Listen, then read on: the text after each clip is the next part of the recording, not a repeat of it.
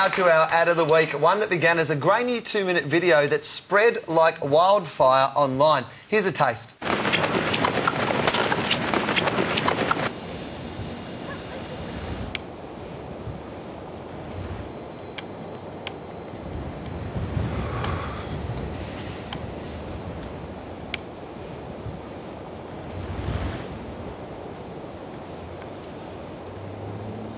Okay, so just in case the plot was too complicated for you, let's recap. 2 guys break into Andrews Air Force Base and spray paint the words "Still Free" on the President's plane. That video was seeded anonymously on 20 websites in April 2006. Within hours, it exploded into the mainstream. People were stunned by the feat of daring. In the first week, it turned up on 3,500 sites and was covered by more than 100 news bulletins in the US and 17,000 global news outlets. They stopped counting the video downloads at 115 million. There was only one catch. The tape was a fake. An ad for a clothing label run by graffiti artist Mark Echo, whose corporate slogan is "Still Free." So, Russell, all those downloads, all that media coverage without paying a cent on buying the actual ad space, is that advertising genius? Advertising nirvana, almost. It's genius on a few levels. It's idea genius, because the idea is based on the core truth about America and freedom.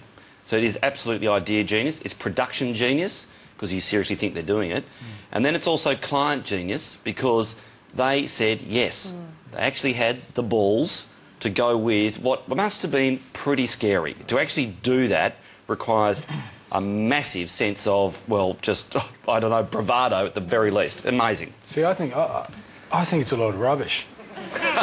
Good on you, Tom. I think media and news has become the new medium for agencies. So what they're trying to do is get everything talked about, get everything covered, and get free publicity for it. No. This one is a bit better than that. It is better than that. It's fake. Yeah, I don't think it matters that it's fake. Well, the trouble is eventually you debase the currency. I mean, I think the thing is that's incredibly clever.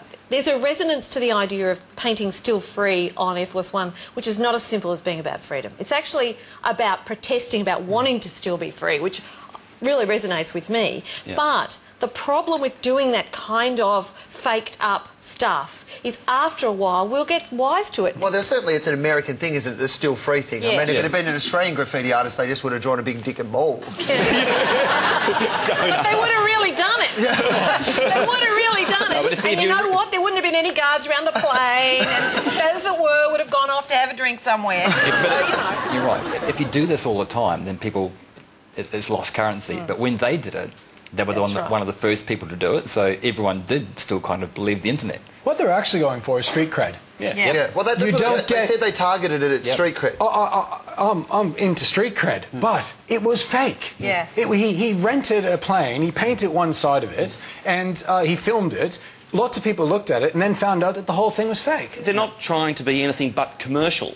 They're not trying to be anything but commercial. So, therefore, creating film, that's what we do. Yeah, people are going to forgive you for that. I don't want to tell you this, Todd, but that Bundy bear isn't an actual bear. Yeah. Well, what I liked about it was the residual stuff that happened afterwards, because there was a time when George Bush would have got on the phone and go, "Fellas, I'm not sure about my security, what's going on?" I mean, George Bush had to deny this. The Pentagon had to deny it 3 times. I mean, after someone had read it to him and explained it to him. But to sell some shit. Yeah, but a click isn't a sale. Yeah, so, OK, it gets 115 million downloads, and so, therefore, 150 million impressions. That doesn't necessarily generate commerce, and the whole idea is to generate commerce. But it does, I mean, clearly it generated a whole lot of airtime, which, yes, they didn't have to pay for. I think it's a $700,000 production budget. That was a $700,000 production budget. Yeah. That's a lot of money to make it look cheap. They had to hire a plane. I don't know where you do that. I don't think you just go down to Hertz and go, "Can I have a jet?" Right? They used 75,000 litres of paint to paint this thing. They did spend, a lot of money on this thing before they even put it out there. This is the one point I do want to get to, is that a massive risk for something that people could have on the first day gone, "This is a fake"? It's our job, in a way, to persuade clients to take risks, because the truth is, particularly in a competitive environment, big risk, big possibility of a big payout. Small risk, particularly on the internet, particularly if you're trying to do things virally, no payout. Because if you're going to get people to be your distribution outlet for your ad, you have got to make that ad so engaging, so involving, so entertaining that they'll want to pass it around the world. And that ad certainly achieved it. I'm in two minds. I think it's really clever. I think, yes, they did it at the right time. My problem with it is that once you find out it's a fake and that they spent $700,000 on it, my feeling of being impressed goes down, not up. I just think sometimes the stunts become just stunts that everyone talks about, and they don't actually have meaning or purpose. They don't sell the product. Yeah, beyond getting lots of publicity, which is fine if that's your goal, if that's all you want to do with it. But when I think of communication, I think it's meant to actually do something. But they got 115 million hits. Yeah, for a $700,000 investment, that's and it's a pretty brand good. that's still around now, you know, whereas a lot of those shoe brands have actually disappeared.